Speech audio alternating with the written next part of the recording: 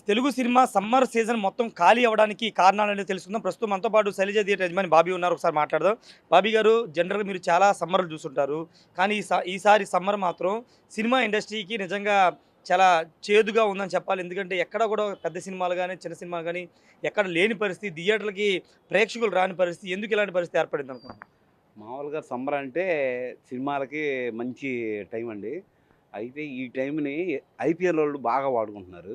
హ్మ్. ఈ ఐపీఎల్ గూడా ఎలా ఉందంటే అండి, ఫస్ట్‌లో కొంతమంది వరకే క్రికెట్ చూసేవాళ్ళు.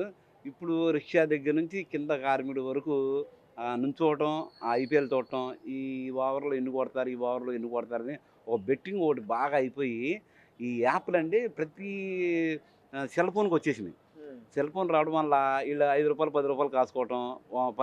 20 కాసుకోవటం అలా తయారైపోయి, ఈ బెట్టింగ్ యాప్ వల్ల సగం మంది జనాలు వెనకబడిపోయారండి. హ్మ్. అది కాకుండా ఈ ఐపీఎల్ బాగా ఎఫెక్ట్ కొట్టిందండి. హ్మ్. ప్రొడ్యూసర్ ఎంతసేపు సినిమా రిలీజ్ చేసేది ఎందుకంటే డబ్బు కోసం రిలీజ్ చేస్తాడు. హ్మ్.